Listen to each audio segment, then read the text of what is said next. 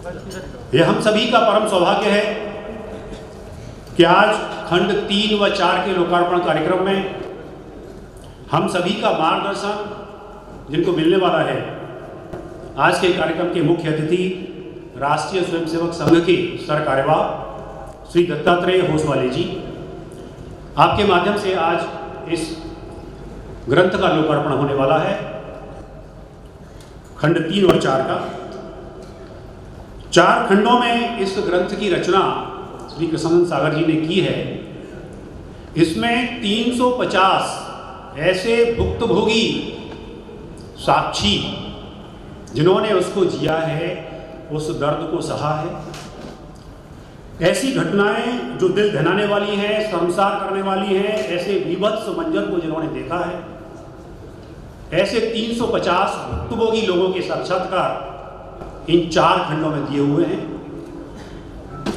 खंड 1 में 2 अनुभाग हैं। पहले अनुभाग में 16 चैप्टर हैं, 16 भाग हैं। इन 16 भागों में विभाजन से संबंधित कुछ तथ्य दिए हुए हैं। उन तथ्यों में जैसे जलियांवाला नरसंहार का सच, पाकिस्तान की ओर बढ़ती कांग्रेस और मुस्लिम लीग, दिल्ली पर पाकिस्तानी कब्जे की योजना, भारत विभाजन का दोषी कौन, आदि आदि ऐसे विषय उन तथ्यों में शामिल किए हैं 16 भागों में। दूसरे अनुभाग और खंड 2, 3, 4 में 350 भुक्तभोगी साक्षियों का साक्षात्कार उसमें शामिल किया गया है।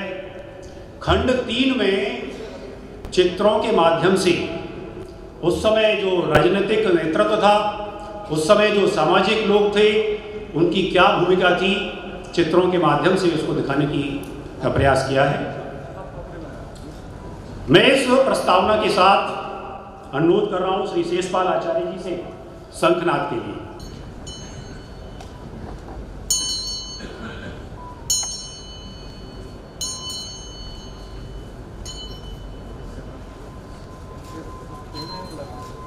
उसके नहीं होती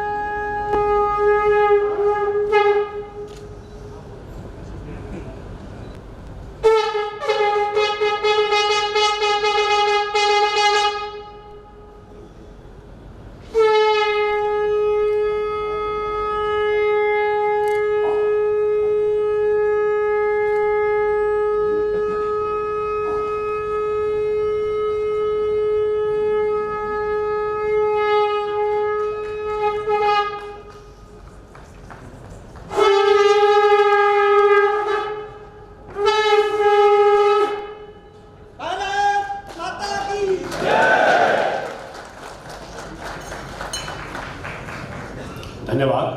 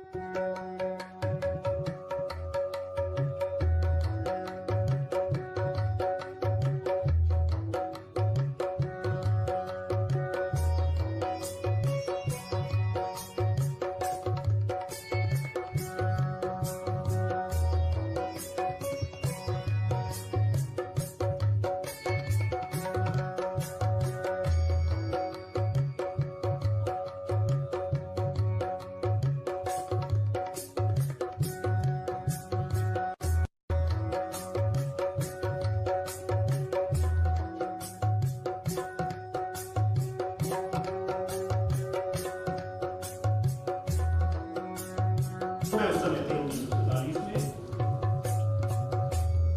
श्री सच्चिदानंद शर्मा जी गुरुग्राम से, और आप सबसे वरिष्ठ हैं 96 वर्ष के हैं श्री सच्चिदानंद जी। झांसी में आप 1948 में टमाटर मेला प्रसाद भाई सेक्टर 28 से आप बंगाल में थे। So this side, please.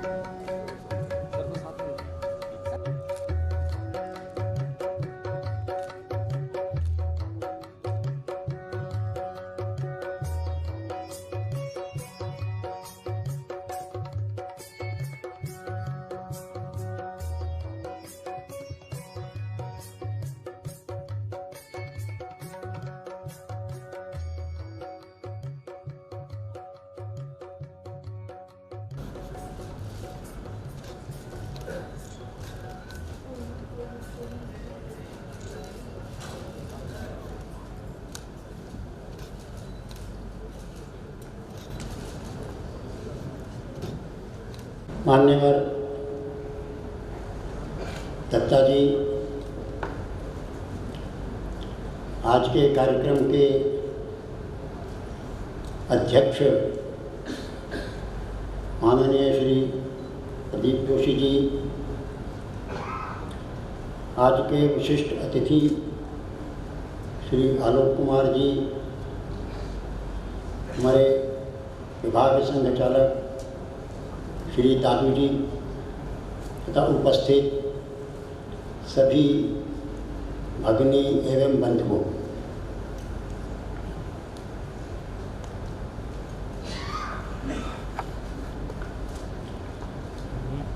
वर्ष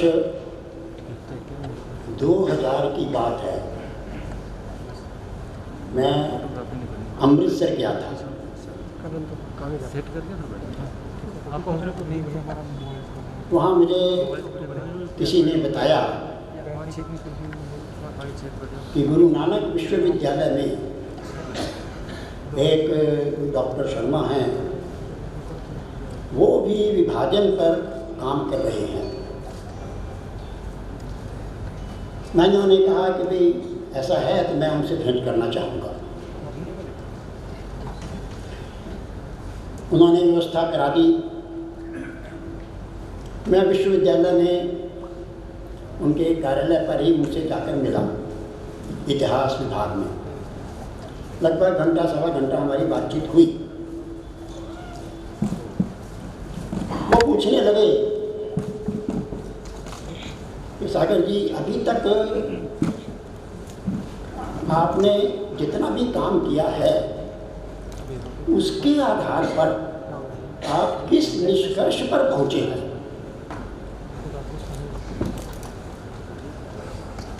मैंने कहा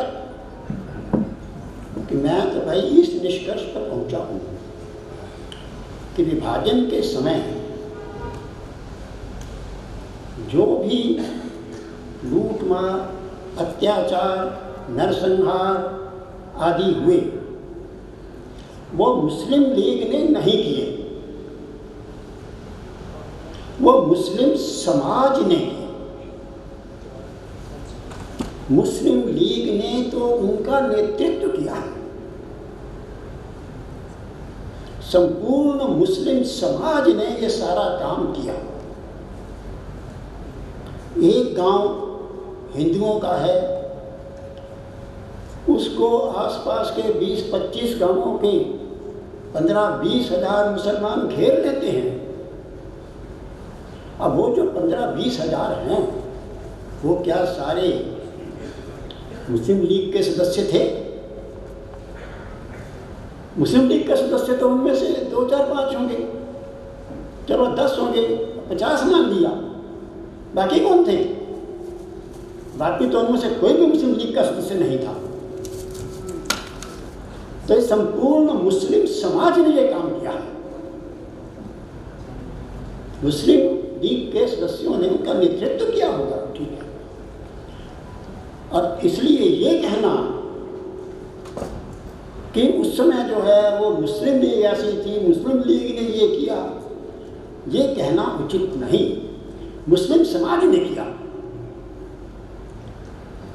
आरंभ से लेकर अंत तक सब मुसलमान खड़े हो गए। अपने ही लोग अपने ही घर में जो नौकर थे, अपने ही खेत में जो काम करने वाले थे, अपने यहाँ जो दूध देने के लिए आते थे, अपने ही बाजार में जो सब्जी बेचते थे, जिनसे हम सब्जी खरीदते थे, वे ही लोग थे उन सब हत्याकांडों को सार्थक करने वाले, उनको व्यावहारिक रूप देने वाले।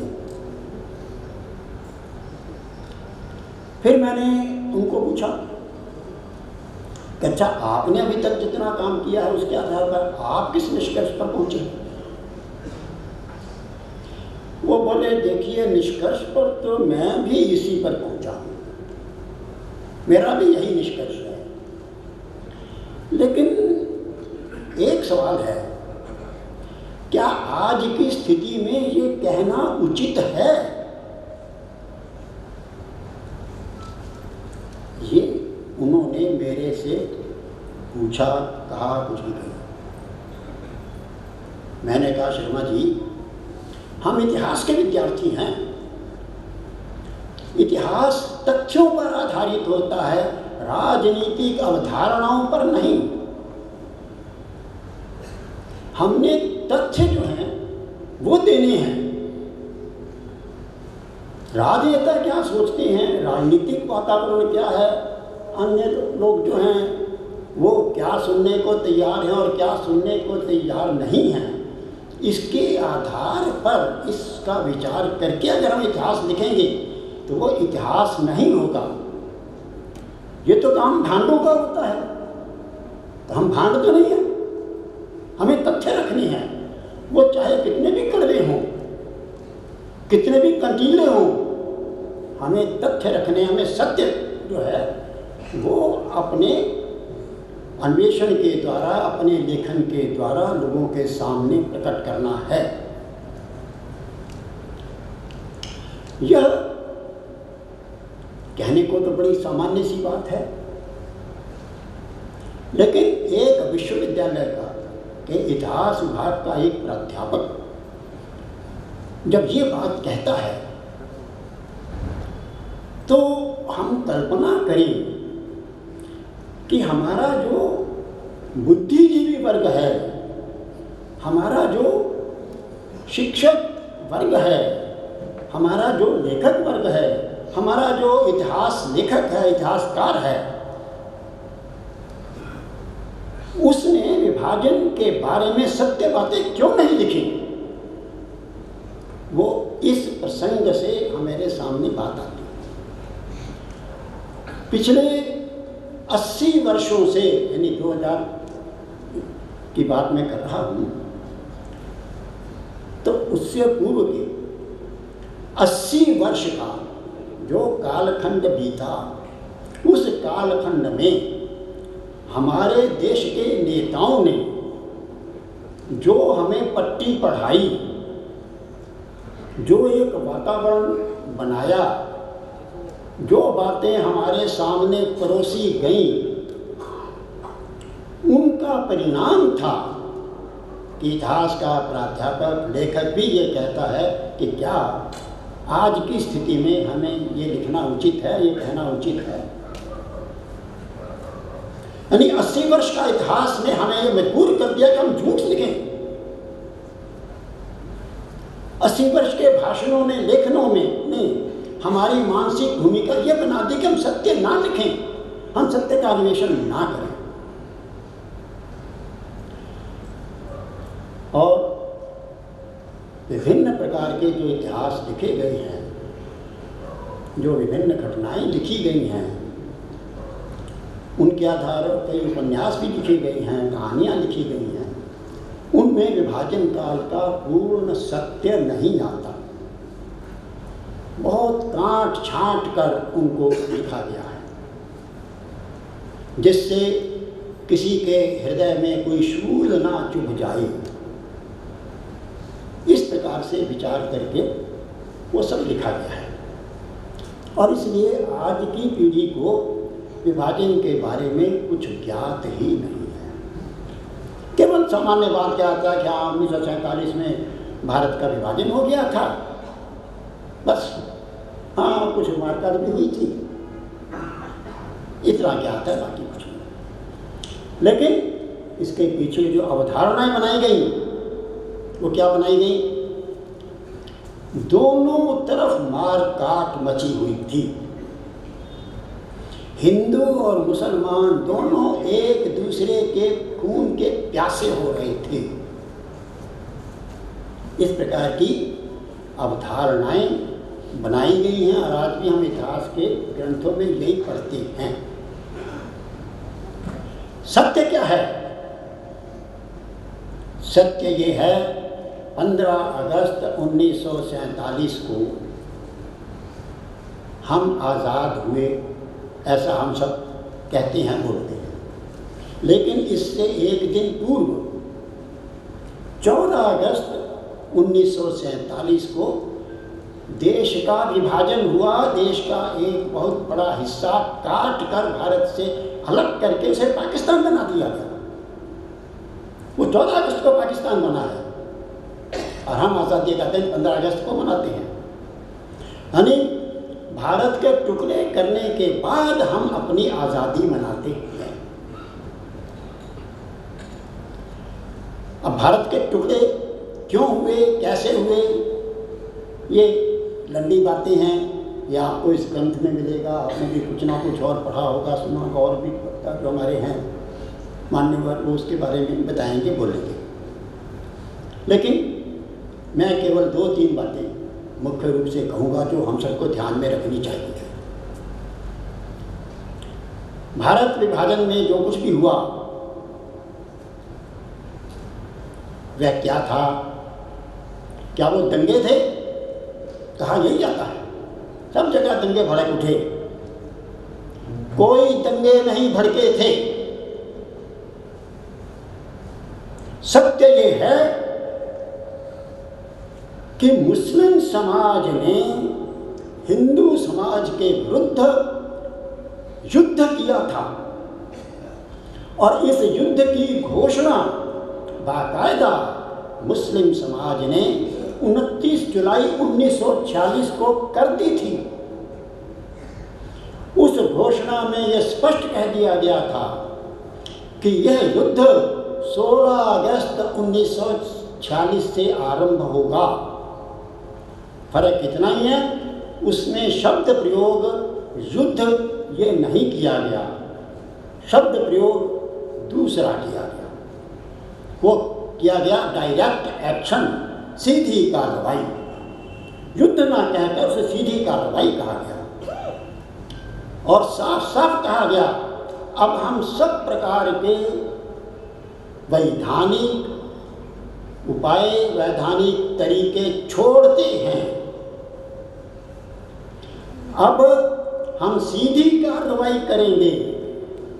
और मुस्लिम लीग के अध्यक्ष जिन्ना ने अपने भाषण में साफ साफ कहा था कि अब हमारी भी जेब में पिस्टल है। तो सीधी कार्रवाई का जो स्पष्ट अर्थ भी जिन्ना ने उस समय बता दिया था। हमारे नेता उस समय इस बात को नहीं समझे। उनको लगा कि ये भी जैसे छोटे मोटे हो जाती है, गीदड़ भक्ति है। उन्होंने उसको गंभीरता से लिया ही नहीं। परिणाम क्या हुआ? 16 अगस्त 1946 को कलकत्ता की सड़कों पर खून की नदियां बह गई, लाशें बिछ गई, जो हिंदू मिला मार दिया। हावड़ा मुस्लिम बहुल क्षेत्र था। हावड़ा की तरफ से जत्थे के जत्थे मुसलमानों के आते थे। कलकत्ता की गलियों में, सड़कों पर जो बिहारी मजदूर जिनका घर तो कुछ था नहीं, सड़कों के आसपास ही अपना वो बिछौना बिछाकर सो जाते थे, वो उनके सरलतापूर्वक शिकार हुए। अन्य भी इलाकों को किया, घरों को लूटा बीटा, वो सब हुआ। ये सब चलता रहा वहाँ पर। उस बंगाल के मुख्यमंत्री स्वयं आकर पुलिस हेडक्वार्टर में बैठ गए, पुलिस को निष्क्रिय कर दिया। जो भी फोन आते थे कि हमारे यहाँ ये हो गया, हमारे यहाँ आक्रमण हो गया, हमारे लूट हो गया, हमारे यहाँ अग्निकांड हो गया है, वहाँ कोई सुनने वाला नहीं था, क्योंकि मुख्यमंत्री स्वयं बैठा हुआ था वहाँ पर पुलिस हेडक्वार्टर में। 2-3 दिन तक ये सब चलता रहा, पुलिस निष्क्रिय रही। और इसके बाद हिंदू कुछ समझे और हिंदुओं ने भी प्रतिकार करने का तय किया। जत्थे के जत्थे हावड़ा की तरफ से आते थे, हावड़ा पुल को पार करके इधर हमले करते थे, और इसलिए अनेक लोग भी बड़ा जत्था बनाकर उस हावड़ा पुल की तरफ चले। हावड़ा पुल को एक तरफ से रोक लिया गया कि अब ये जत्था कोई भी आएगा उधर से तो उसको इस हावड़ा पुल के ऊपर समाप्त कर देंगे, मार देंगे। लेकिन अब वो जब आएंगे आगे तब की बात है, और वो आएंगे तो दोनों में संघर्ष होगा, हमला होगा, तो परिणाम क्या होगा ये तो भविष्य की बात थी। लेकिन उस भीड़ में से कुछ लोग ऐसे थे जो पंजाब से आए हुए थे, पंजाब के सिख ड्राइवर जो ट्रक वगैरह लेकर वहां आए थे, उनके पास तलवारें थी। वो चुपचाप उस भीड़ में से निकलकर जो हावड़ा पुल है उस पुल के नीचे चले गए, और नीचे पुल की ही लोहे की जो है उनको पकड़ कर अब पुल के पार पहुंच गए। पुल के नीचे से होते हुए, ऊपर से सीधे रास्ते नहीं, नीचे से, और पुल के पार जाकर उस पुल के नीचे छुपे रहे। और जैसे ही मुसलमानों का एक जत्था उधर से आया और वो पुल में आ गया, पुल भी लंबा है, तो पूरा का पूरा जत्था जब पुल पर आ गया, ये लोग नीचे से निकलकर इन्होंने पीछे की तरफ से नाकेबंदी कर दी और पीछे से उन सबको मारना शुरू कर दिया। इधर से इनकी तलवारों के वार, इससे बचने के लिए वो मुसलमान आगे की तरफ आगे हिंदू हजारों की संख्या में खड़े थे, पुल के दूसरी तरफ, दोनों तरफ पिस गए। अच्छी तरह उनका किया गया। बहुत सारे भागने डर के मारे पुल से नीचे कूदे, वहां मारे गए। इस प्रकार से उनको सारे के सारे समाप्त किया। ये हावड़ा की पहली घटना है हिंदू प्रतिरोध की। इस घटना को क्यों छिपाया गया, क्यों नहीं बताया गया, कुछ नहीं। तब लुटे पिटे मरे, ये सब ठीक है। विभाजन में हिंदू काफी मारे गए, ये बिल्कुल ठीक बात है। लेकिन हिंदुओं ने प्रतिरोध भी किया है। ये प्रतिरोध की कहानी, प्रतिरोध की कथाएं ये छुपाई गई हैं, उनको नहीं बताने दिया गया। ये सब उस समय हुआ है। अब ये जो घटना मैंने अभी बताई कलकत्ता ब्रिज की, ये हमारे बैठे हैं कमांडर कैलाश प्रसाद राय, जरा खड़े हो जाइए कमांडर साहब। ये इन्होंने बताई। ये उस समय कलकत्ता में नहीं थे, ये बांग्लादेश में थे। वहां से आए, वहां की कथाएं, और तो 2 वर्ष तक चलता रहा है, 5-10 दिन नहीं, 2 वर्ष चलता रहा है। और इस युद्ध का कार्य क्षेत्र कलकत्ता से लेकर गुवाहाट तक रहा है। महाभारत का युद्ध बहुत बड़ा युद्ध माना जाता है। उस महाभारत के युद्ध में, युद्ध का जो क्षेत्र था, कुरुक्षेत्र का मैदान जिसे कहते हैं, वो भी लगभग 50 किलोमीटर या 100 किलोमीटर के क्षेत्र में होगा।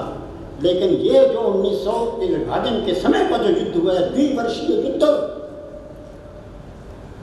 इसका ये युद्ध क्षेत्र लगभग 2000 किलोमीटर लंबा था। ये हमारे ध्यान में बात नहीं आती है। और कलकत्ता का जो हुआ सो हुआ, उसके बाद नोआखाली में हुआ, यानी जिसे आज बांग्लादेश कहते हैं, वहाँ 1 महीना भर लगातार ये चलता रहा। उसके बाद बिहार में मुसलमानों ने आक्रमण किए, पूरी योजना थी उनकी, लेकिन बिहार में थोड़ा सा मामला उल्टा पड़ गया। और वो उल्टा ऐसा पड़ा कि कलकत्ता में जो मारे गए थे वो ज़्यादातर बिहारी मजदूर मारे गए थे, भिन्न भिन्न गाँवों से जो आए हुए थे वहाँ पर। बाकी जो है भाग कर वापस गए अपने गाँवों में, और उन्होंने जाकर जब अपने गाँव में कथाएँ बताई तो वो लोग भी जो थे उनके अंदर भी एक प्रतिशोध का भाव था। और विजयदशमी के आसपास जब बिहार के मुसलमानों ने बिहार में गड़बड़ करने की शुरू की, तो वहाँ के हिंदू तो पहले खार खाए बैठे थे, सावधान थे। उनको लगा कि ये कुछ ना कुछ गड़बड़ कर सकते हैं, इसलिए उन्होंने पहले ही उनका प्रतिकार करना शुरू कर दिया। और इसलिए बिहार में मुसलमान ज़्यादा मारे गए, क्योंकि हिंदू पहले से तैयार थे। बिहार के बाद छुटपुट तो बहुत कुछ चलता रहा, लेकिन नवंबर में उत्तर प्रदेश में ये हुआ। ये यहीं पास में गढ़गंगा में मेला लगता है, आजकल भी लगता है, लगभग 15 दिन तक बहुत बड़ा मेला होता है, दूर दूर से लोग आते हैं। और इस गढ़गंगा के मेले पर आक्रमण करने की उनकी योजना थी। गाजियाबाद से जब गढ़गंगा जाते हैं तो रास्ते में 10 गांव मुसलमानों के हैं, आज भी हैं। उन गांवों के मुसलमानों ने जो बैलगाड़ियाँ हरियाणा की तरफ से आती थीं, दिल्ली की तरफ से आती थीं या मेरठ की तरफ से, उन बैलगाड़ियों पर हमला किया। रास्ते में उन पर हमला किया तो कुछ थोड़ा बहुत उन्होंने प्रतिरोध भी किया, क्योंकि जो बैलगाड़ी वो चलते थे उन दिनों वो भी लठ वगैरह लेकर ही चलते थे गांव के लोग, लठ बल्लम वगैरह, तो कुछ किया भी। लेकिन उनमें से कुछ लोग जो मेले में पहुँचे और मेले में जाकर उन्होंने बताया ऐसा ऐसा हो गया है। महिलाएं, हरियाणा की महिलाएं, उन्होंने वहाँ जाकर, और जो दुकानदार थे या अन्य लोग जो वहाँ गाँवों के आए हुए थे, उनको अपनी चूड़ियाँ दिखा कर कहा कि तुम बैठे रहो यहाँ पर और हम करती हैं, तो ये चूड़ियाँ पहन लो। ये हरियाणा की महिलाओं ने किया है। और लोग एकदम तैयार हो गए और उस गढ़गंगा के मेले में जितने मुसलमान थे उन पर हमले शुरू हो गए। मेला तो हिंदुओं का ही होता था, लेकिन वहाँ सब्जी बेचने वाले, घोड़े वाले, टांगे वाले, सामान लाने, ये अधिकांश मुसलमान होते हैं। तो ऐसे जो थे वो मुसलमान, कुछ लोग, कुछ उनके पास हथियार भी थे, तो वो भी कुछ करने लगे, लेकिन उनके करने से पहले हिंदू उनके ऊपर गिर पड़े। और इसलिए गढ़गंगा के मेले में अच्छी तरह से मुस्लिम संहार हुआ है, ये कहने में कोई संकोच नहीं करना चाहिए। ये हुआ है, किया है। ना करते तो हिंदू सारे के सारे मारे जाते, क्योंकि पहले तो रास्ते में तो मारा ही उन्होंने। और इस मेले से वापस जाते हुए 2 बैलगाड़ियां वापस शाहजहांपुर गांव की तरफ जा रही थी। वहां रास्ते में एक गांव मुसलमानों का था, उन्होंने उस बैलगाड़ी पर हमला किया। और उस बैलगाड़ी में ज़्यादा लोग भी थे, 10-12 ही थे। उन्होंने उनका मुकाबला किया और उस मुकाबले में एक लड़की थी। और ऐसा कहते हैं कि उस लड़की ने ऐसा लठ घुमाया, उस एक लड़की ने, कि 8-10 मुसलमान वहीं पर धराशायी हो गए। और वो बैलगाड़ियाँ सुरक्षित निकल, घायल हुए, सुरक्षित निकल गई उस मुसलमानों के पास। ये गढ़गंगा के मेले की बात है, नवंबर 1946। और उसके बाद उनको लगा कि भाई ये तो क्षेत्र हिंदू था, इसलिए हिंदू बहुल क्षेत्र में अब नहीं करना चाहिए, अब हमें ऐसे क्षेत्र में करना चाहिए जो हिंदू बहुल ना हो। और इसलिए इससे अगला निशाना बनाया उन्होंने सीमा प्रांत। सीमा प्रांत में हिंदुओं की जनसंख्या केवल 9% थी कुल मिलाकर। मुस्लिम सीमा प्रांत का हजारा जिला, वहाँ पर प्रयोग किया गया। ये 20-21 दिसंबर 1946 से, और वो भी लगभग 1.25 महीना तक चलता रहा वहाँ तक यहाँ। अब उसने था क्या, एक गांव में कहीं 4 हिंदू हैं, कहीं 5 हिंदू के घर हैं, कहीं 10 हिंदू। कुछ कस्बे थे जिनमें हिंदू थोड़े थोड़े ज़्यादा थे बस। ऐसी अवस्था में वहाँ पर काफ़ी हिंदू मारे गए और अनेक महिलाओं ने कुएं में कूद कर अपनी जान दी। ये हजारा जिले में हुआ है। उसके बाद 5 मार्च 1947 को सारे पंजाब के प्रमुख स्थानों पर एक साथ मुसलमानों ने हिंदुओं पर आक्रमण किया। सारे पंजाब में, रावलपिंडी से लेकर गुरुग्राम जिले तक, ये मेवात के क्षेत्र में भी, तो ये, और इसके बाद तो फिर चलता ही रहा मामला। और उसके बाद ये 3 जून 1947 को जब ये हो गया, विभाजन की घोषणा कर दी गई, जहाँ भारत को 2 हिस्सों में बांट दिया जाएगा, तो उसके बाद ये और अधिक बढ़ा सारे क्षेत्र में और आगे तक चलता रहा। लेकिन मैं आप सबका ध्यान एक बात की और आकर्षित करना चाहता हूँ, वो ये, विभाजन में उधर जो हुआ सो हुआ, ये तो हम में से जानते हैं, अधिक नहीं जानते, लेकिन हाँ बहुत कुछ हुआ। एक बात की ओर हमारा शायद ध्यान नहीं जाता। मुस्लिम लीग का जो नारा था पहले, क्या था? वो था पाकिस्तान जिंदाबाद, हम पाकिस्तान बना के रहे। 15 अगस्त से उनका नारा कौन सा शुरू हुआ? 15 अगस्त 1947 से उनका नारा शुरू हुआ, हंस के लिया है पाकिस्तान, लड़के लेंगे हिंदुस्तान। कि लड़के लेंगे हिंदुस्तान क्या है? इसको तो हमारे इतिहास में से, इतिहास की पुस्तकों में से, हमारे राजनीतिज्ञों के भाषणों में से बिल्कुल लुप्त कर दिया गया। और ये सबसे अधिक आवश्यक है हमारे लिए जानना।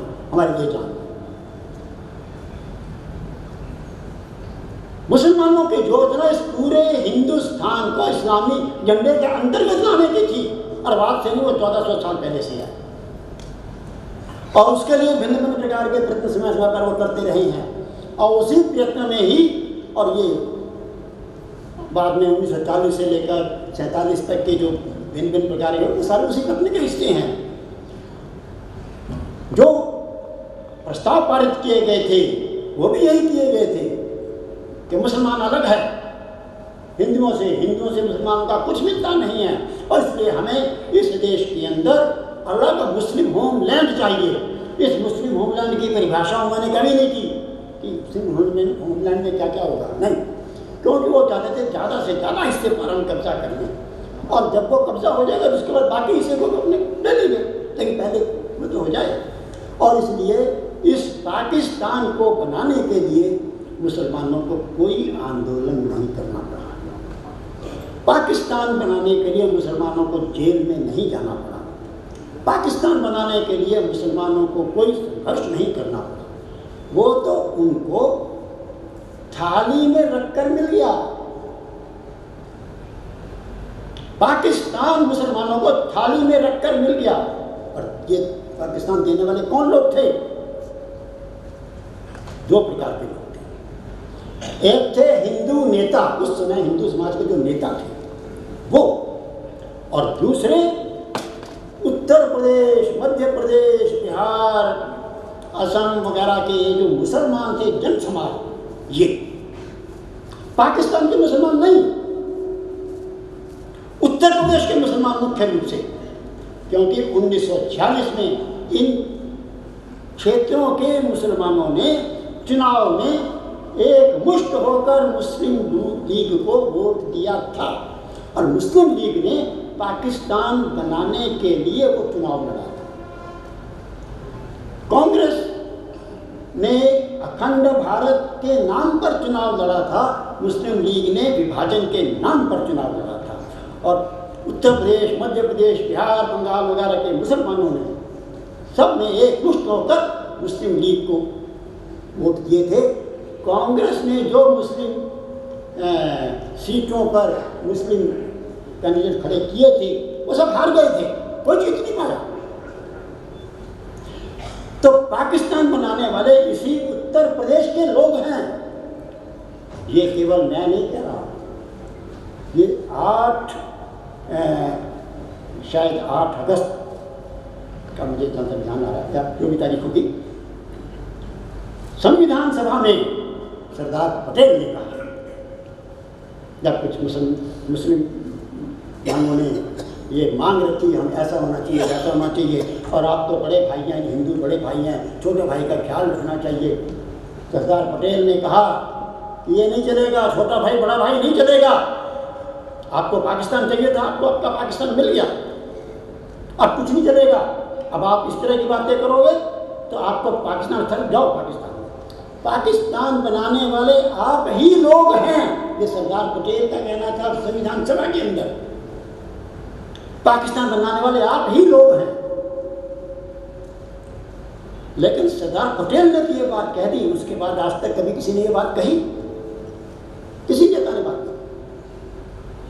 तो ये जो है पाकिस्तान के निर्माता कौन? आज झगड़े क्यों हो रहे हैं, विवाद क्यों हो रहे हैं, ये जहांगीरपुरी क्यों हो रहा है, अन्य क्यों हो रहा है? वो इसलिए। तो विभाजन का मतलब था संपूर्ण भारत को मुस्लिम झंडे के अंदर लाना।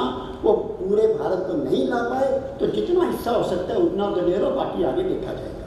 और बाकी के लिए 15 अगस्त के बाद उन्होंने संघर्ष शुरू किया, और ये संघर्ष पंजाब में चला, हरियाणा में चला, नहीं पूरी पंजाब, हरियाणा, हिमाचल प्रदेश, दिल्ली, उत्तर प्रदेश, राजस्थान का भी कुछ हिस्सा, मध्य प्रदेश, इन सब जगह संघर्ष हुए हैं 15 अगस्त के बाद। अब वो सारी कथाएं, घटनाएं इसके अंदर, इन के अंदर हैं, उन सब जगह के लोगों ने बताया है, और सभी जगह की कहानी और वो सब इसके अंदर है। तो इस ग्रंथ में केवल पंजाब बंगाल नहीं है, इस ग्रंथ के अंदर पंजाब भी है, बंगाल भी है, सिंध भी है, सीमा प्रांत भी है, जम्मू कश्मीर भी है, हरियाणा है, हिमाचल है, उत्तर प्रदेश है, बिहार है, मध्य प्रदेश है, राजस्थान, सब है। जहाँ जहाँ के लोग भी मुझे मिले मैंने उनका साक्षात्कार लिया, वो सब है इसके अंदर। तो उस समय इनकी क्या योजना थी ये हमारे सामने प्रकट होता है इस ग्रंथ से। अनेकों पुस्तकें इतिहास पर लिखी गई हैं, लेकिन वो उन सब का जो आधार रहा है वो रहा है वीपी मेनन का ट्रांसफर ऑफ पावर, जो कि सारे सरकारी डॉक्यूमेंट्स, जमीनी स्तर पर किसी में भी कोई डॉक्यूमेंट नहीं है। इस ग्रंथ में सारे जमीनी स्तर के डॉक्यूमेंट्स हैं, और इसलिए ये ग्रंथ अन्य सब ग्रंथों से अलग प्रकार का है।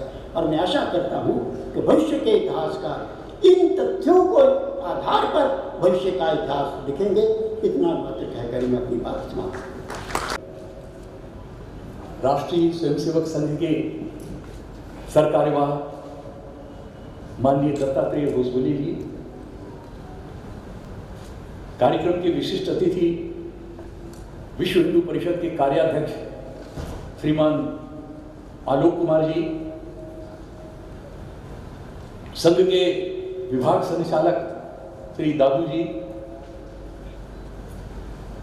विभाजनकालीन भारत के साक्षी इस ग्रंथ के लेखक श्रीमान कृष्णानंद सागर जी, एवं यहाँ उपस्थित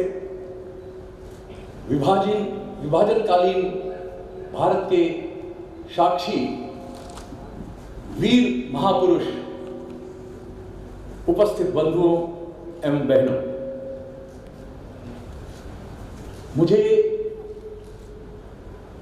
यहां पर माननीय दत्ता जी के सामने और आप जैसे वीर महापुरुषों के सामने बोलने में बहुत संकोच हो रहा है कि उस विभाजनकालीन स्थितियों के बारे में मैं क्या बोलूं।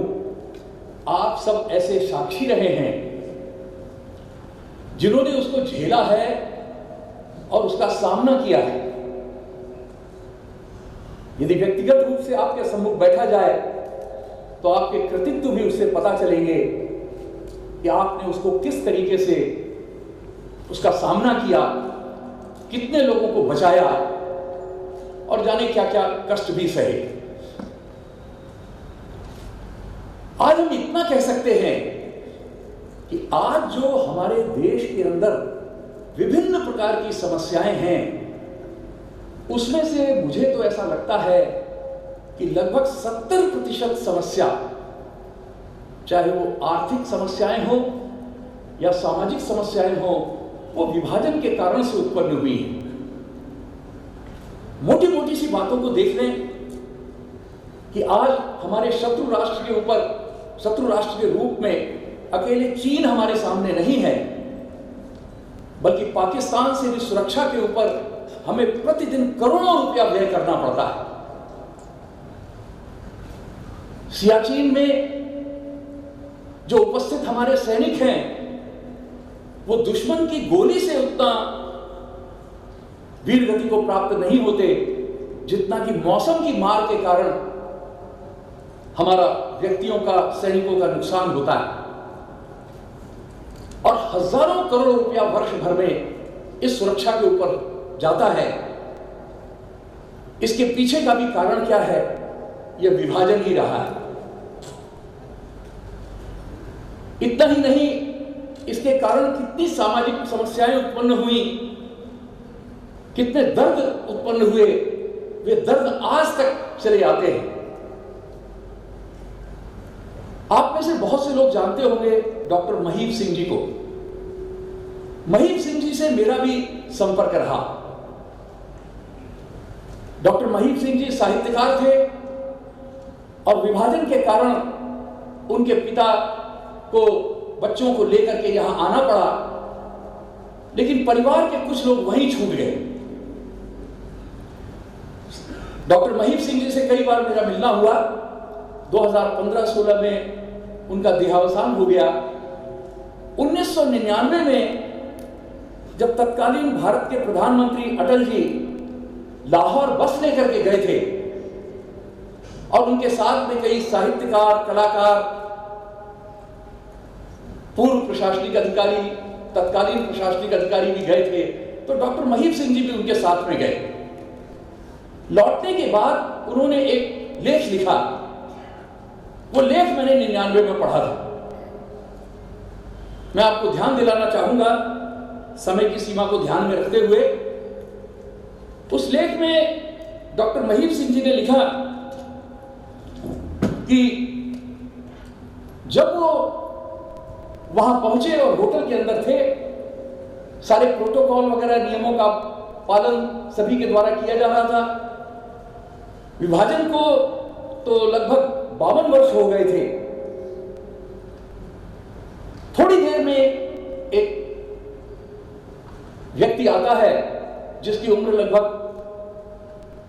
45 से 50 वर्ष के बीच में होगी, हट्टा कट्टा और दाढ़ी लगी हुई थी, उसकी दाढ़ी थी, और उसने नीचे से कहा कि ऊपर सूचना ये दे दो कि तुम्हारा भांजा आया है।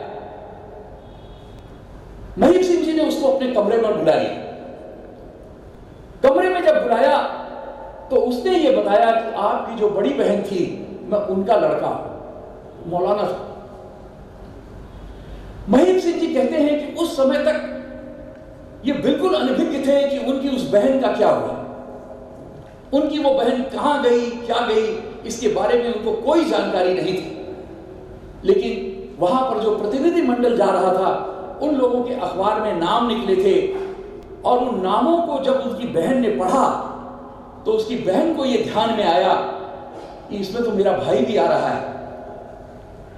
तब उसने अपने लड़के को भेजा कि जा करके अपने मामा को यहां पर बुला करके लाना। लाहौर में ही वो बहन रहती थी। महीप सिंह जी ने सारे प्रोटोकॉल तोड़े और उससे कहा कि मैं तुम्हारे साथ में चलता हूं। वो उसके साथ में नीचे आए।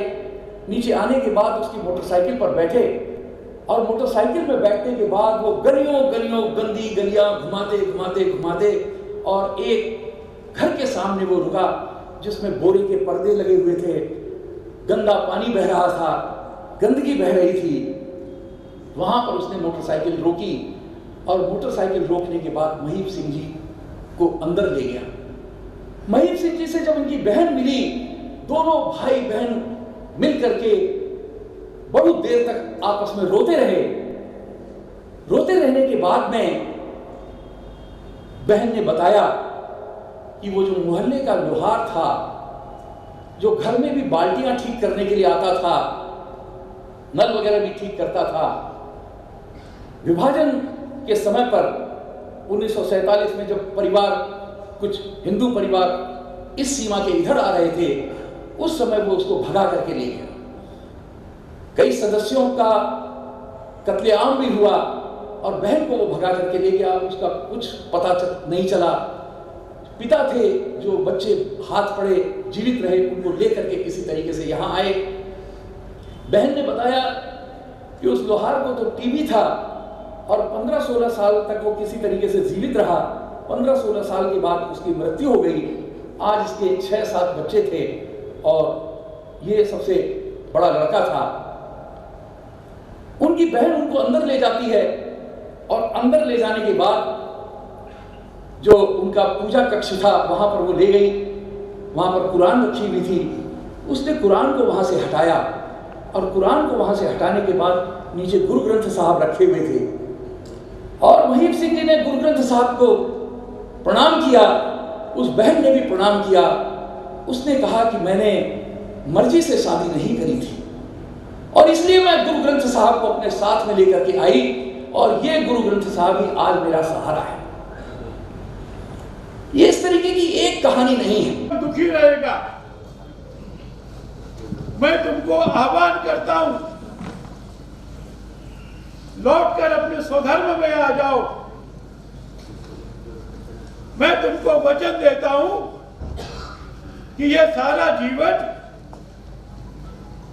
मैं तुम्हारे सम्मान के लिए लगा दूंगा। इसके पहले 17 में भी जब एक गांव के लोगों ने मुसलमान होने की घोषणा की थी तो अम्बेडकर जी ने रोका था।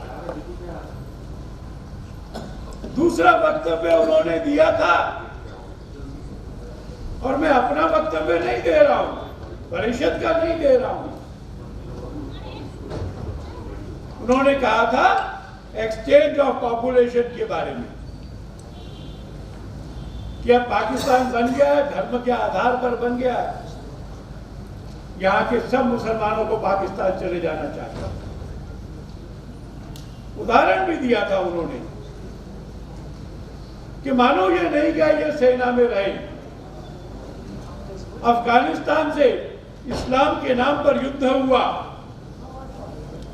तो क्या भारत इन पर विश्वास कर सकेगा? उस समय के कांग्रेस के नेताओं ने कहा कि ऐसा नहीं होने देंगे, इनको पाकिस्तान नहीं जाने देंगे। पाकिस्तान के हिंदुओं को कहा तुम वहीं रहो। पाकिस्तान में हिंदू घटता गया और आज भारत में इंडोनेशिया और पाकिस्तान के बाद दुनिया की सबसे बड़ी मुस्लिम आबादी का देश भारत बन गया है।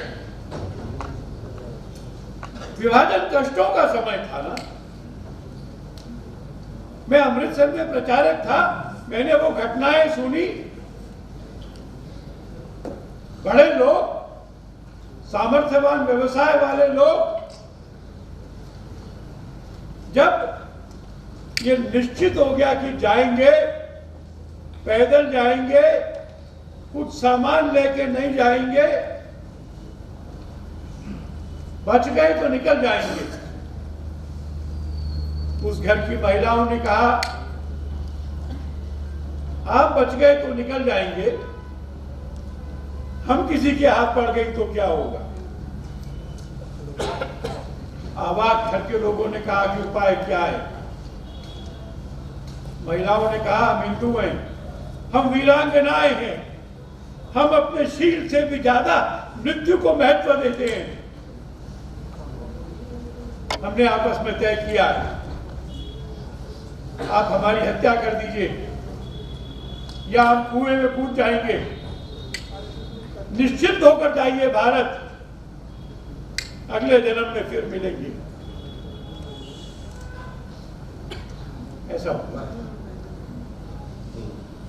ऐसी ट्रेन आई थी जिसके अंदर नीचे से ऊपर तक मनुष्य नहीं थे, मनुष्यों के शव थे। महिलाओं से बलात्कार तो खुदा की नियामत करके जिहादियों के लिए माना गया था। अभी जब हम उनको माल्यार्पण कर रहे थे तो एक ने कहा कि मेरे गले में तलवार का घाव था, मैं बचा हुआ हूं। ऐसे घावों को रिश्ते रहना चाहिए। मैंने उनको सबको प्रणाम करते हुए, माल्यार्पण करते हुए भगवान से प्रार्थना की कि हे भगवान, इनको जीवन में कम से कम 15 वर्ष और देना। महर्षि अरविंद ने कहा था, विभाजन कृत्रिम है, यह शताब्दी भारत की शताब्दी है। हिंदू का उदय होगा, विभाजन नष्ट होगा, भारत अखंड होगा।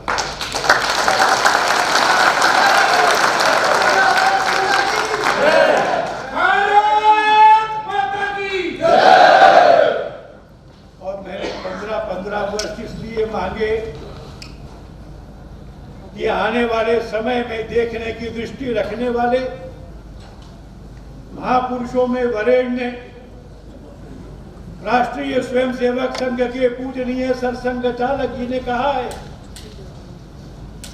25 वर्षों में नहीं, अज्ञात भविष्य में नहीं, हमारी कल्पनाओं में नहीं, इस धरती पर 15 साल में हम अखंड भारत की निर्मित करेंगे। अखंड भारत की कैसे सौभाग्यवान पीढ़ी है हमारी। 500 साल के संघर्ष के बाद में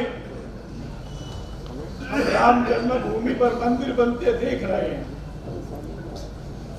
और मैं आज आपको यहाँ निमंत्रण देने की स्थिति में हूँ। अगले वर्ष मंदिर का निर्माण पूरा होगा।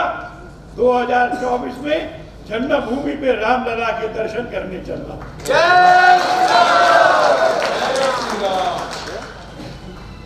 और आज से 15 साल बाद हमें ननकाना साहब जाने के लिए, हमें करतारपुर जाने के लिए किसी की अनुमति नहीं चाहिएगी। एक देश होगा, आनंद से जाएंगे, दर्शन करेंगे। पर मैं मानता हूं कि एक बड़ा उपकार है जो कृष्णानंद सागर जी ने किया। कई बार जब कोई सद्गुण बहुत बढ़ जाता है तो थोड़ा नुकसान भी करता है। मेरे पिताजी संघ के कार्यकर्ता थे, वो एक गीत गाते थे, वृत्त पत्रों में नाम छपेगा, पहनूंगा मैं स्वागत समुहार, छोड़ चलो ये क्षुद्र भावना, हिंदू राष्ट्र के पालना। तो हमने काम किया, माता का काम किया, किसी को पता चलना जरूरी नहीं है। और इसलिए इतिहास के बहुत सारे पन्ने ऐसे हैं जो हम आस्था से सच मानते, कागज पर प्रमाण खोजने में दिक्कत है। जैसे गांधी जी संघ के शिविर में आए थे, अब गांधी जी की तो रोज की डायरी लिखी जाती थी, गांधी जी उसको स्वयं को चेक करते थे। उनके जीवन का दिन भर का पैराडाल जी की डायरी में है। उस दिन की डायरी गायब। पूजनीय गुरुजी महाराजा हरिचंद्र से मिलने गए थे, कागज पर प्रमाण नहीं। ऐसे जो प्रमाण इस पीढ़ी के जाने के बाद विलुप्त हो जाते, लगभग 10 वर्षों के पुरुषार्थ से ऐसे 350 लोगों से मिलके उस इतिहास को विलुप्त होने से बचाकर एक प्रामाणिक पुस्तक में 10 भागों में उन्होंने उपलब्ध कर दिया। सागर जी, ये पूरा समाज आपका उपकार मानेगा। एक संदर्भ ग्रंथ बना,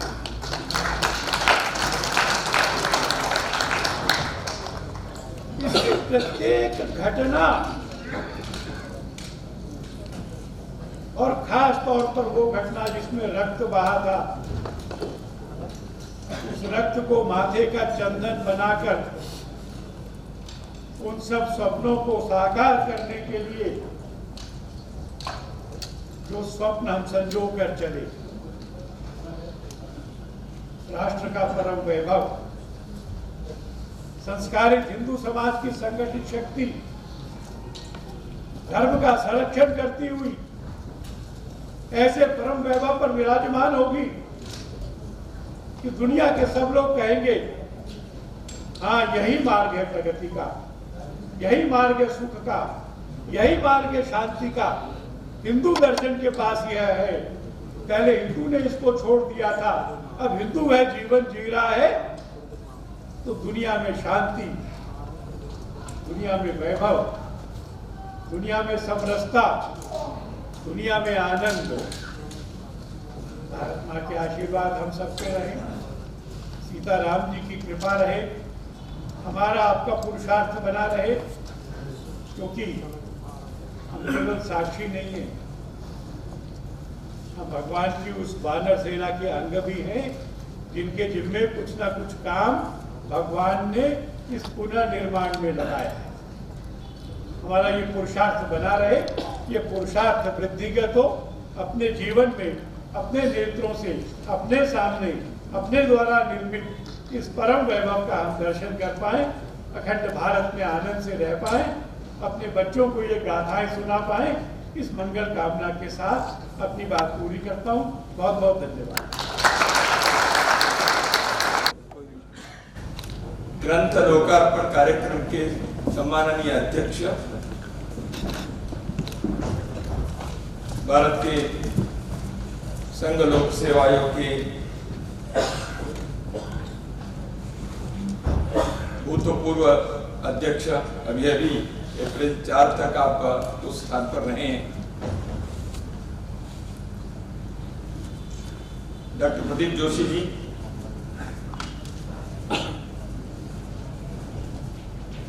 विश्व हिंदू परिषद के माननीय कार्याध्यक्ष श्री आलोक जी, माननीय विभाग संघचालक जी दादू जी, और आज के इस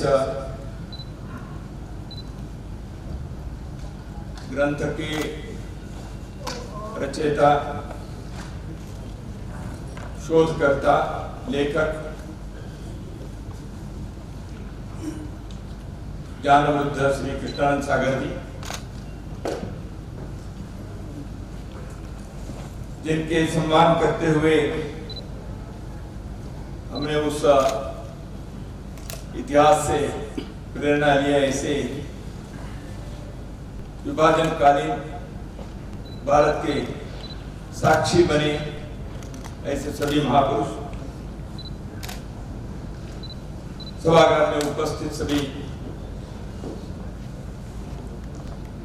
बहनों और भाइयों, बार बार ये कहा जा रहा है यहाँ से मार्गदर्शन मिलेगा, पाथेय मिलेगा। वो मार्गदर्शन और पाथेय देने वाला मैं तो नहीं हूं। जिनके मार्गदर्शन या पाथेय केवल यहाँ बैठे हुए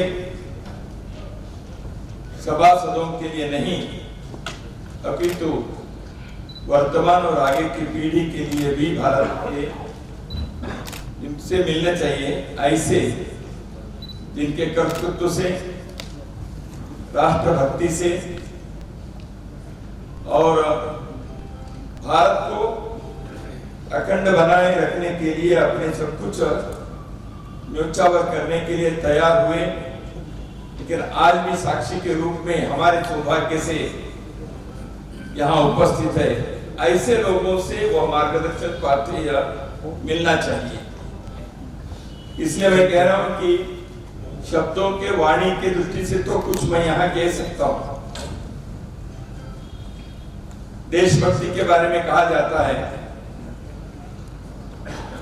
it is not in books not in speeches. वो तो देशभक्ति के बारे में होता है। देशभक्ति वो होती है जब प्रत्यक्ष कुछ करने के लिए जब अवसर उत्पन्न हो जाता है या ऐसी परिस्थिति आती है, उस समय हम क्या करते हैं, अपने व्यवहार कैसे रहता है, इससे हमारी देशभक्ति कितने उज्जवल है, उत्कृष्ट है, यह उजागर हो जाता है। ऐसे देशभक्ति को देशभक्ति के नाते अर्थ देने वाले लोग यहाँ इस सभागार में आज बैठे हैं, इसलिए उनके पदतल में मैं नमन करते हुए कुछ बातें यहाँ कहने के लिए प्रयास कर रहा हूं। मित्रों, दुनिया के इतिहास में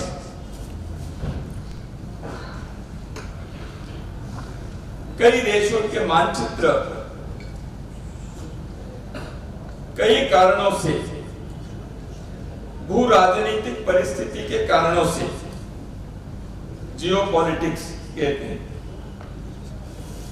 और अन्य वजह से बदलते रहे।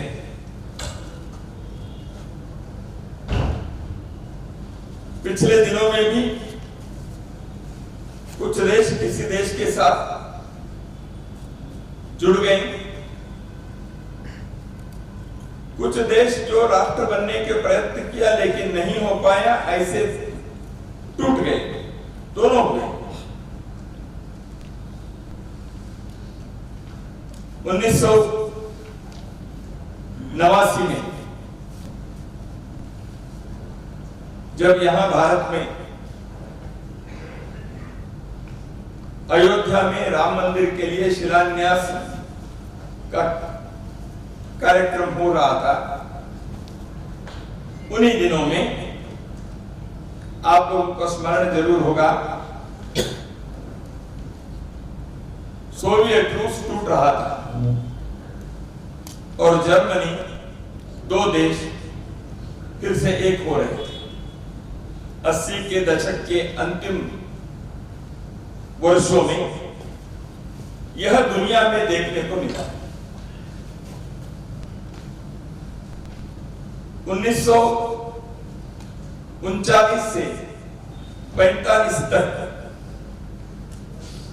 विश्व के द्वितीय विश्व युद्ध, महायुद्ध, वह कालखंड था। उस विश्व युद्ध के परिणाम स्वरूप दुनिया के कई देशों में उथल पुथल हुए। राजनीतिक आर्थिक जो उथल पुथल हुआ वो तो अपने जगह पर ही, लेकिन देश के मानचित्र बदले, भूभाग बदले। तब तक एक जर्मनी जो दो जर्मनी, पूर्व और पश्चिम जर्मनी के नाम, और उसका कारण था उन दोनों में दो विचारधाराएं थी, लेकिन कारण विचारधाराएं तो बाद में है। तथाकथित लोकतांत्रिक और तथाकथित कम्युनिस्ट जर्मनी हो गए, पूर्व और पश्चिम जर्मनी।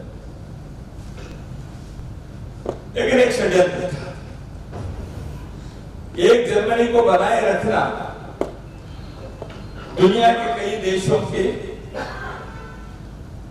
एजेंडा में नहीं था, उनको तोड़ना था। परंतु वह बहुत दिन नहीं चला। सोवियत रूस आसपास के जो रशिया आज है, उन्होंने 1920 से लेकर या थोड़ा उससे पहले से आसपास के भूभागों को अपने साथ जोड़ जोड़कर धमकी से, जुल्म से, अपने वर्चस्व से, प्रभाव से, धोखे से कुचलाकर किसी न किसी प्रकार से एक यूएसएसआर की रचना की गई, यूनाइटेड सोवियत सोशलिस्ट रिपब्लिक। वह सोवियत रूस मिखाइल गोर्बाचेव के नेतृत्व के पश्चात जो ग्लासnost और पेरिस्ट्रोइका, ऐसे उन्होंने अपने राजनीतिक चिंतन और उसके कार्रवाई करने के प्रयत्न किए।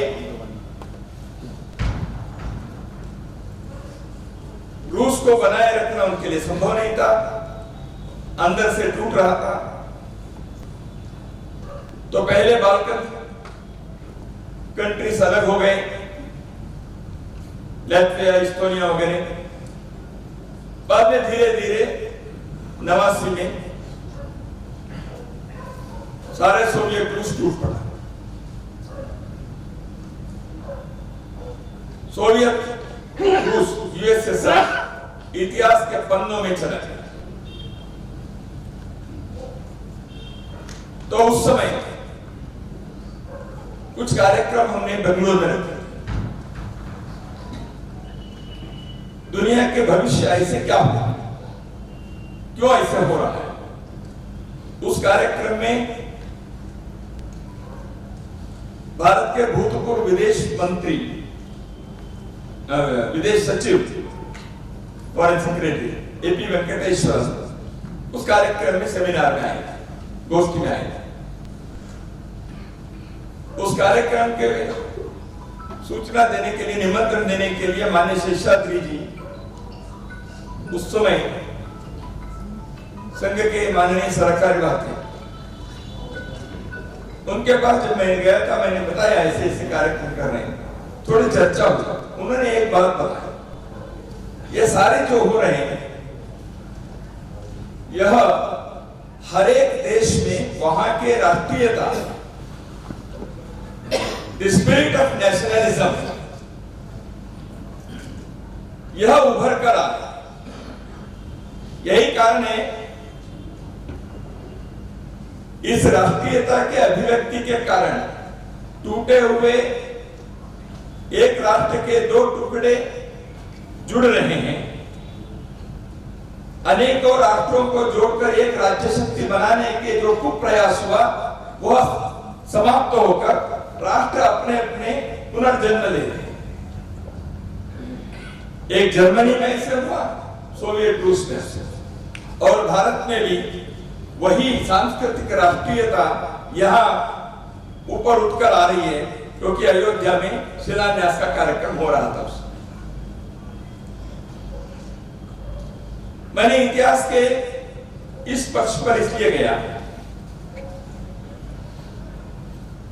क्योंकि राष्ट्रीयता, यह भू सांस्कृतिक राष्ट्रीयता के साथ जुड़ी हुई बात है। वही है, जुड़ी हुई नहीं, वही है। आज हम भारतवर्ष, हिंदुस्तान, किसी भी शब्द से कहें, वह इस सांस्कृतिक भारत के ही चित्र को सामने लाने वाला होना चाहिए। वह सांस्कृतिक भारत जो है, भू सांस्कृतिक राष्ट्रीयता के जो भारत है, वह माननीय आलोक जी ने जिस आशा और विश्वास को, जिस आकांक्षा और सपने को जो करोड़ों करोड़ों लोगों के दिल में है, हृदय में है, उसको यहाँ अपने शब्दों में उन्होंने कहा, वह हुए बिना वह भू सांस्कृतिक राष्ट्रीयता के अभिव्यक्ति भारत से पूर्ण रूप से नहीं होगी। तो इसलिए उन्होंने कहा अखंड भारत के विषय से यह राष्ट्रीयता उजागर होना, राष्ट्रीयता अभिव्यक्त होना, यह दुनिया में समय समय पर जब ऐसे अवस्था, ऐसे परिस्थिति, ऐसे अवसर मिलता है, तब होते हुए अनुभव में आता है। इसलिए मैं इतिहास के उस समय का थोड़ा सा याद दिलाया।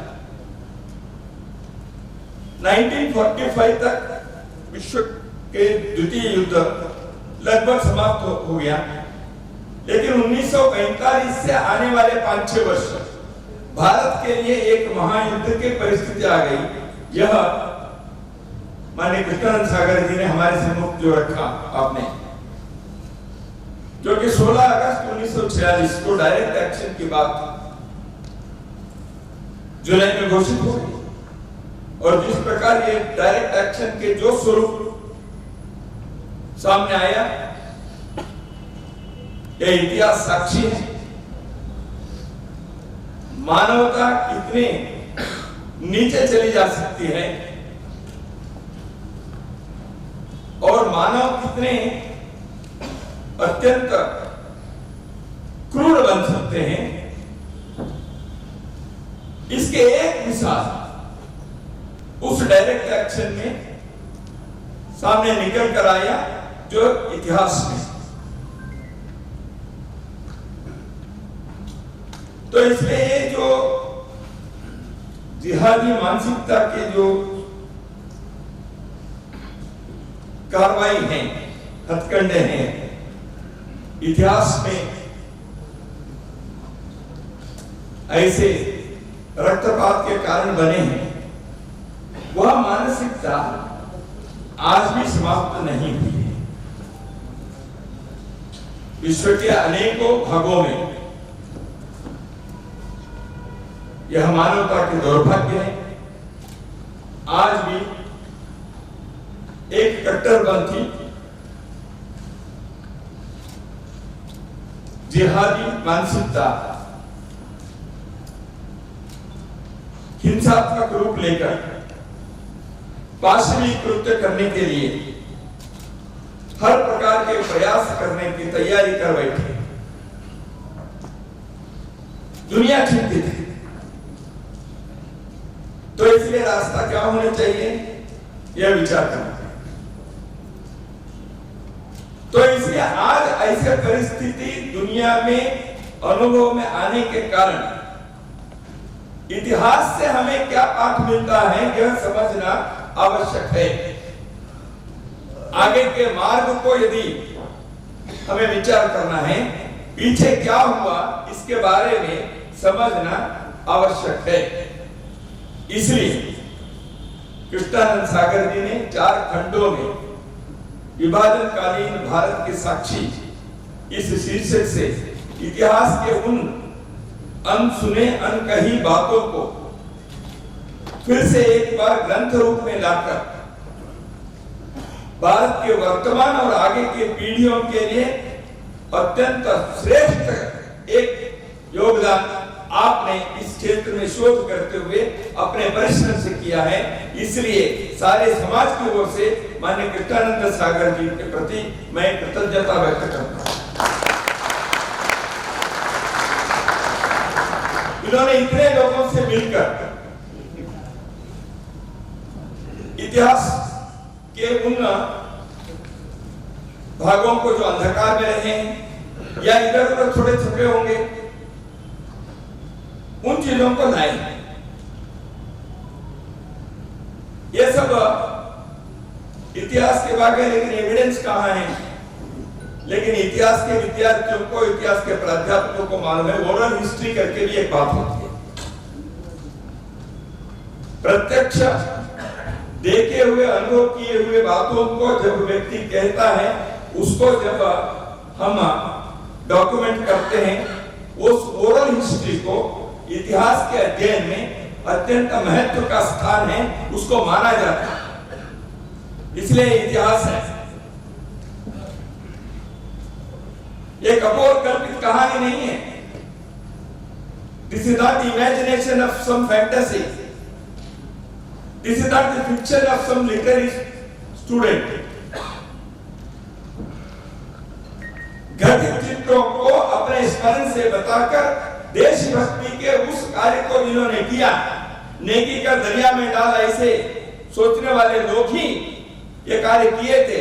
लेकिन कृष्णानंद सागर जी जैसे एक शोधकर्ता, राष्ट्र प्रेमी लेखक इस विषय के लिए जब निकले, लोगों ने ये कहा इसलिए अपने आत्म प्रशंसा के लिए नहीं, हमारी वीरता को दर्ज करना चाहिए इस कारण से नहीं, इसलिए कोई पदवी पुरस्कार प्रशस्ति मिलेगी ऐसी आकांक्षा से नहीं,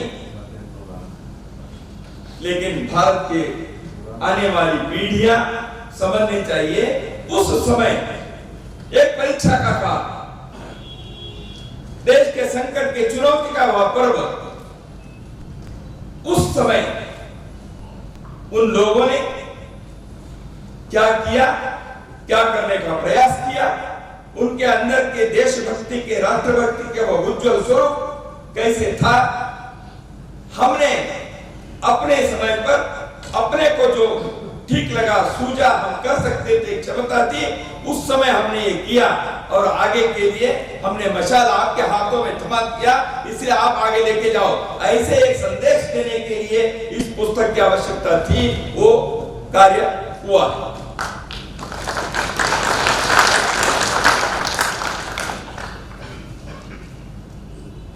भारत के विभाजन के बारे में कई पुस्तकें आई हैं। जैसे मैंने कहा, मानेश्वर शास्त्री जी ने स्वयं उनकी पुस्तक है tragic story of India partition,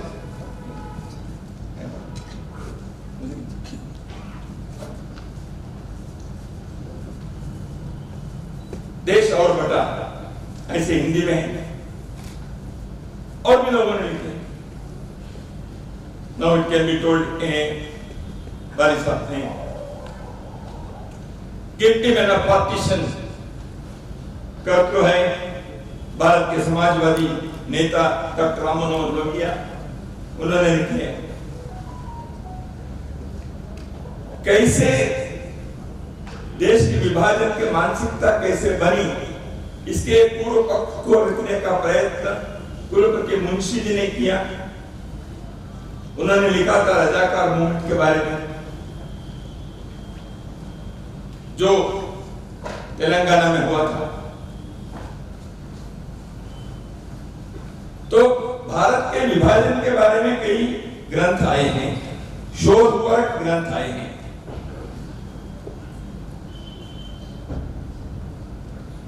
परंतु जैसे कृष्णानंद जी ने अपने वक्तव्य में यहां बताए और इस ग्रंथ के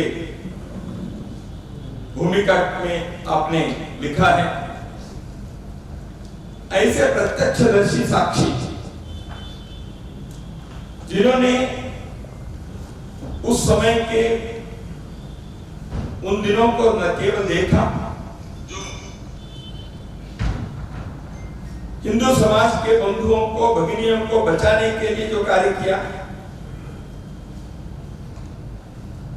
या देश के नेताओं के ऊपर होने वाले आक्रमण के बारे में पूर्व सूचना मिली तो उसके बारे में बताया। हम जानते हैं कि सितंबर में 1947 के देश आजाद होने के पश्चात संभवतः 7-8-9 सितंबर को बहुत बड़े कत्लेआम की योजना बनी थी। उसकी सूचना संघ के स्वयंसेवकों ने तत्कालीन सरकार और खास करके गृह मंत्री सरदार वल्लभ भाई पटेल तक पहुंचाई। तो इसलिए ऐसे होने वाले वो जो एक बड़े कत्लेआम के जो परिस्थिति होने वाली थी, उसको सरकार रोक सकती। इतिहास तो प्रत्यक्ष देश विभाजन होने के पश्चात जो लोग वहां से यहां आए, आना पड़ा, उस संदर्भ की कहानी जो सत्य है, इतिहास के उस साक्षी को यहां इन ग्रंथों में दाखिल किया गया, दर्ज किया, ताकि प्रत्यक्ष दर्शियों के उन अनुभवों के कारण, जैसे अभी आलोक जी और प्रदीप जी ने कहा, पीढ़ी समझना चाहिए इतिहास क्या होता था, लोग कैसे उस समय के सामना किया,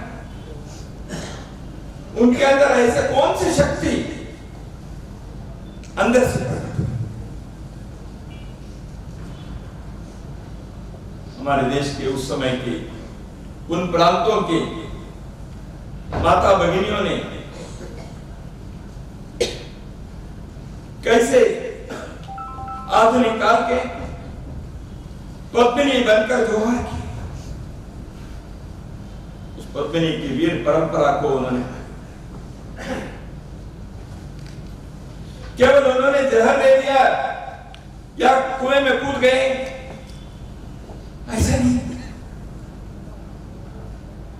कई बहनों ने, कई माताओं ने हाथ में तलवार लेकर के खड़े रही, जिसका उल्लेख यहां किया गया।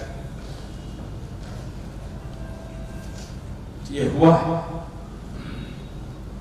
तो इसलिए इस कहानी को जब पढ़ते हैं, सुनते हैं, तो कई ऐसी घटनाएं जो पढ़े हैं, कुछ मैंने तो देखा, सुना। उसमें एक, जैसे अभी प्रदीप जी कह रहे थे तो मुझे भी याद आया, तो कुछ वर्ष पूर्व विद्यार्थी परिषद के एक अभ्यास वर्ग कार्यकर्ताओं के वर्ग के लिए मैं फाजिल्का गया था। वहां के एक संघ के कार्यकर्ता, तो वो वर्ग की व्यवस्था में थे, तो बातचीत हो रही थी। तो मैंने घर का परिचय वगैरह ऐसे सहज रूप से कार्यकर्ता के परिचय के लिए मैंने बात, तो पता चला वह परिवार विभाजन के समय उस भाग से यहां आए। तो मैंने पूछा क्या हुआ वगैरह, पता चला कि उनके पिताजी घर पे हैं। तो वो वहां से आए थे, बड़े आयु थे। मैंने कहा मैं घर चला, घर गया, नमस्कार किया, लेकिन बात नहीं। उस सज्जन ने, जो हमारे कार्यकर्ता के पिताजी, मुझे मौन धारण किया और 24 घंटे वो माला लेकर जप करते हैं। तो हमारे मित्र ने कहा, कार्यकर्ता ने पूरी कहानी बताई। कहानी ऐसे है, वो कई वर्षों से ऐसे मौन धारण कर लिए हैं। उससे पहले उन्होंने व्यापार वगैरह किया, ये बड़े हो गए, तो होने के बाद उन्होंने इन सारी चीजों से मुक्त होकर केवल जप करते हैं और पुराने दिनों को याद करते हैं। कभी कभी आंखों में आंसू आती है, बोलते नहीं। क्या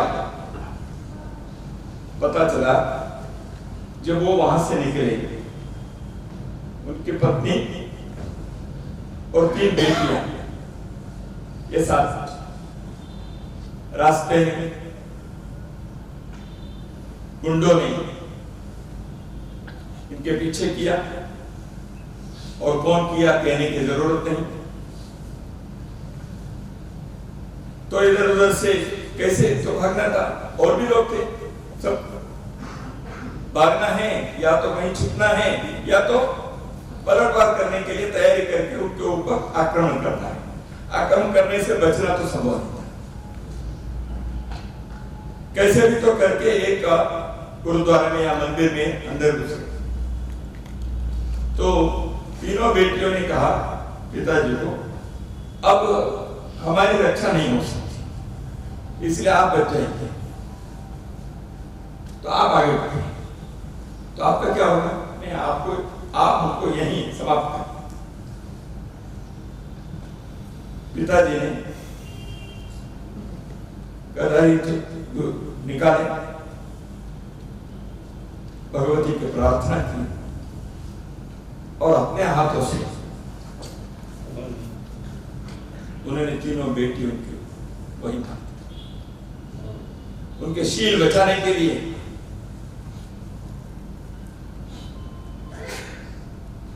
भारत आए।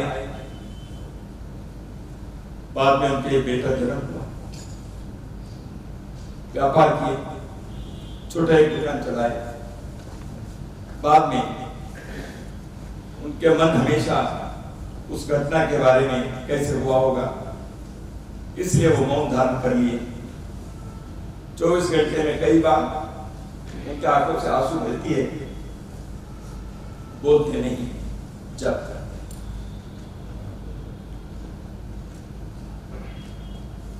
दुनिया में मानचित्र हो, भूभाग इधर से उधर, ऐसे कहानी कितने देशों में। भारत आज जो भारत बचा है, यहां रहने वाले प्रत्येक व्यक्ति को इस प्रति आने वाले हमारे हर पीढ़ी कृतज्ञ रहना चाहिए। ऐसे कार्य इन लोगों ने करके भारत को बचाया, हिंदू समाज को बचाया। मैं उनको चरण स्पर्श करके बाहर आया। आज तक मैं सोचता हूं एक पिता कैसे अपने हाथ से कर सकता, लेकिन किया क्या मजबूरी हो गई, क्या उनका जन्म वहां हुआ इसीलिए? दिल्ली में बैठे हुए, इंग्लैंड में बैठे हुए कुछ लोगों ने देश को विभाजन कर दिया। क्या अपराध था? वो हिंदू बनकर जन्मे, यह अपराध था। वो उस भूभाग में उनका घर था, मकान था, परिवार था, यह उनके पर अपराध। ऐसे कितने लोग हैं? क्या ये कहानी भारत के स्वतंत्रता के अमृत महोत्सव वर्ष में भारत स्वतंत्र हुआ, लेकिन होते होते देश का विभाजन जिस प्रकार हुआ, इस कहानी को वर्तमान पीढ़ी को बताने की आवश्यकता नहीं। इसलिए यह कार्य जो हुआ है, यह जो इतिहास के उन पृष्ठों को यहाँ 4 खंडों में प्रकाशित करते हुए इतिहास के एक महत्वपूर्ण अध्याय को जोड़ने का कार्य हुआ है। यह उन लोगों ने किया, इसलिए उनके प्रति केवल कृतज्ञता के लिए नहीं, वो तो करना ही है, लेकिन आगे की पीढ़ी के लिए आवश्यक सावधानी,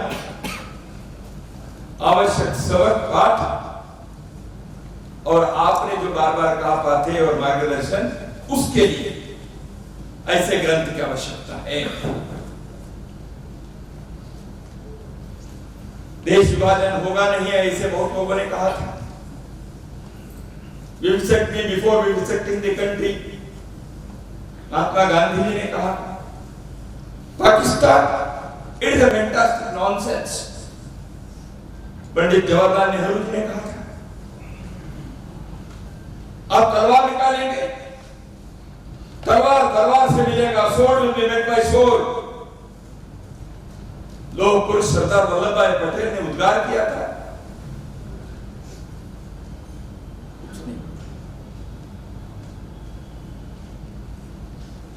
देश का विभाजन,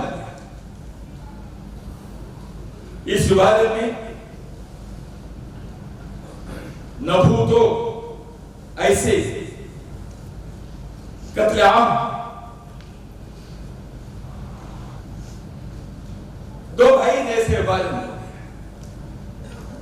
जैसे अभी कहा ना, कुछ क्या कुछ। When you are hoisting the tricolor in the streets of Delhi, blood was flowing in Nopal। क्या कुछ, 2 भाई के नाते बंटवारा। इतिहास के तथ्यों पर, सत्यों पर इस प्रकार के बचपना से, षड्यंत्र से या और किसी कारण से ऐसे उसको ठग कर आने वाली पीढ़ी के साथ धोखा देना किसी भी देश को, किसी भी राष्ट्र को शोभा नहीं। इसलिए आपने कृष्णानंद सागर जी ने जो कहा, सत्य को सत्य के नाते रखो, उस सत्य से पाठ सीखे लोग, किसी के खिलाफ के लिए नहीं, उसी मानसिकता को आगे बनाए रखना चाहिए, इस कारण से नहीं। लेकिन हमें अपने अतीत के बारे में स्पष्ट कल्पना और जानकारी होनी चाहिए। एक राष्ट्र के नाते हमारे अगली पीढ़ी को, वर्तमान पीढ़ी को देश की ये जो अध्याय है, इसको स्मरण में केवल नहीं रखना है, उसके आवश्यक बातों को सीखकर आगे की दृष्टि से विचार करते हुए अपने जीवन चलाना चाहिए। एक राष्ट्र जीवन अपने इतिहास को भूलने से बिखर जाए।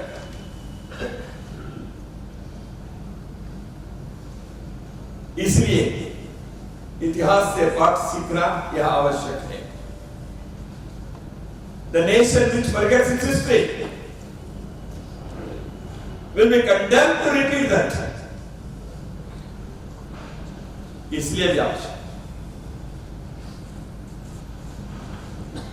दो चार प्रश्न उस समय के देश विभाजन हुआ, राष्ट्र देशों में बने,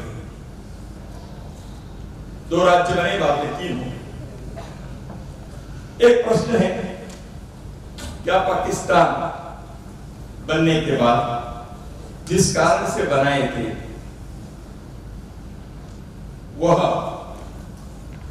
जिन लोगों ने सोचा था उनकी अगली पीढ़ी को वह सुख शांति समृद्धि मिली?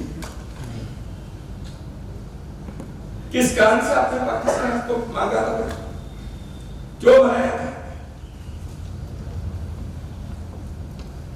इन 70-75 वर्षों में जो भूभाग पाकिस्तान कहलाता है, क्या हालत है वहां के लोगों के, वहां की शिक्षा के, वहां के स्वास्थ्य, दुनिया के सामने किस प्रकार वो खड़े हैं, क्या तैयार कर?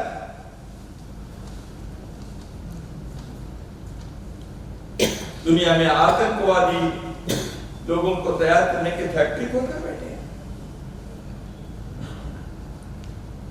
मजहबी हिंसा को प्रोत्साहन देने के लिए आए दिन भारत में किसी न किसी प्रकार के कुतंत्र और षड्यंत्र करने के लिए आपने अपने राष्ट्र के एजेंडा बना रखा है।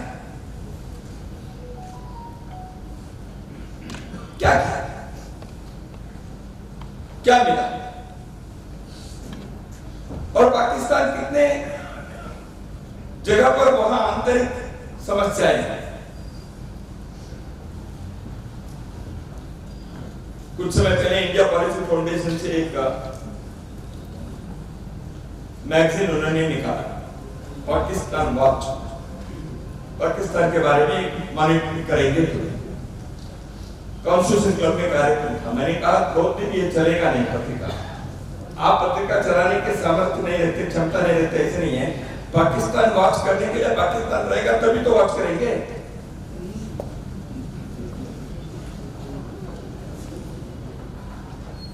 क्योंकि अब स्थिति वहां की क्या है, यहाँ उपस्थित लोगों को समझ में आ रहा है। आप मीडिया की चीजों को देखेंगे, दुनिया की वर्तमान राजनीतिक परिस्थिति देखेंगे तो समझ में आएगा पाकिस्तान में क्या है। दूसरे, जो पाकिस्तान जो भूभाग है वहां के मुसलमान, बांग्लादेश में भी उस समय वो पूर्व पाकिस्तान था, आपने देश भर के कुछ ओपिनियन लिया, जो भी हो गया उस समय आपने लिया। जो पाकिस्तान में रहे ऐसे मुसलमान, उस मुस्लिम समुदाय को तो आपने ये मिलेगा वो मिलेगा, आप भारत में रहेंगे, अखंड भारत में रहेंगे तो बाकी हिंदुओं के उन्नति होगी, तरक्की होगी, आपको तो कभी नहीं होगी, कॉम्पिटिशन में आप पीछे रहेंगे, वगैरह वगैरह वगैरह उनको समझाकर फुसलाकर आपने पाकिस्तान के बारे में समर्थन तो खड़ा कर दिया उन लोगों के अंदर। तो वो तो वहां रहे, उनको छोड़ो। जो पाकिस्तान नहीं गए उन मुसलमानों को क्यों पाकिस्तान के संदर्भ में ऐसे भावना कर दिया कि वो क्रिकेट में वो जीते तो भी यहाँ टीवी के ऊपर माल्यार्पण करते।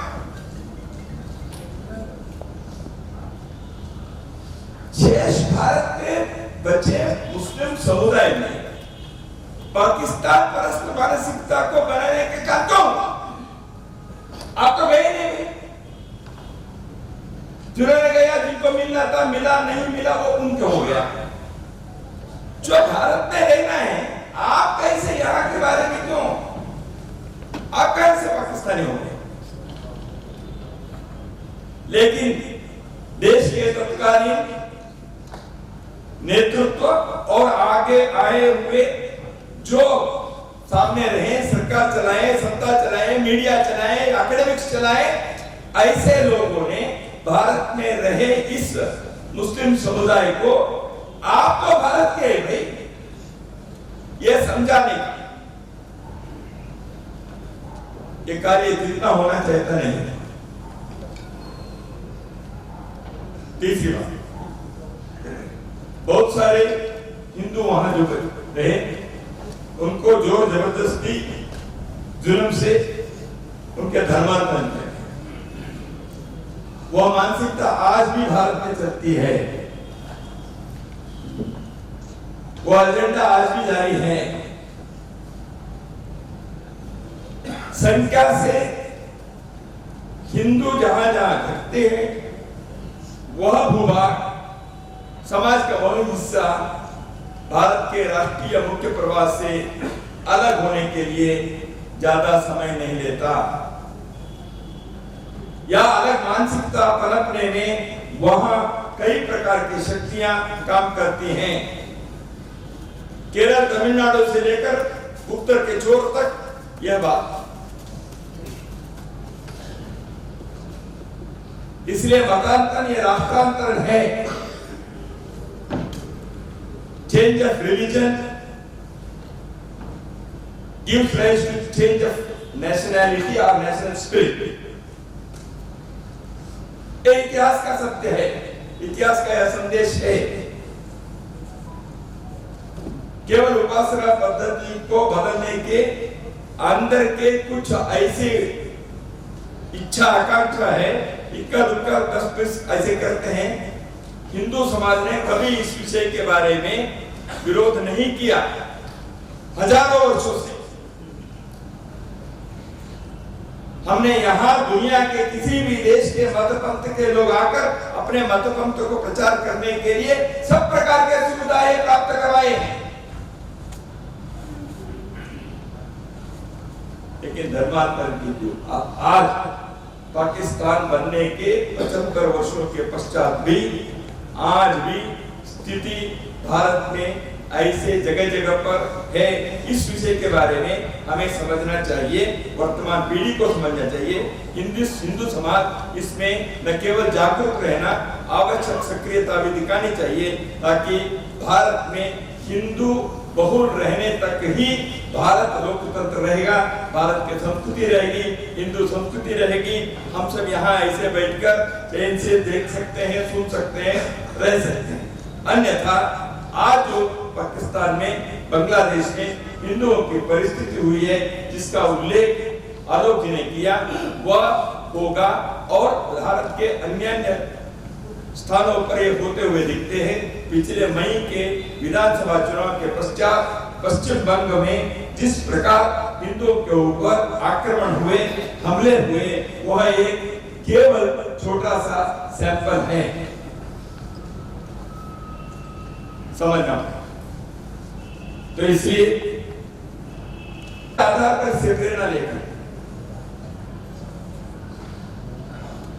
इतिहास के इस अध्याय विभाजन और उस समय के जो स्थिति थी, उसके लिए और भी कई प्रकार के शोध करते हुए तथ्यपरक ग्रंथ आना चाहिए। यह दुनिया की आवश्यकता है, भारत के लिए तो है ही। उदाहरण के लिए भी वहां उस समय मातृशक्ति, नारी समूह के क्या क्या भूमिका रही, यह बात सामने आना चाहिए।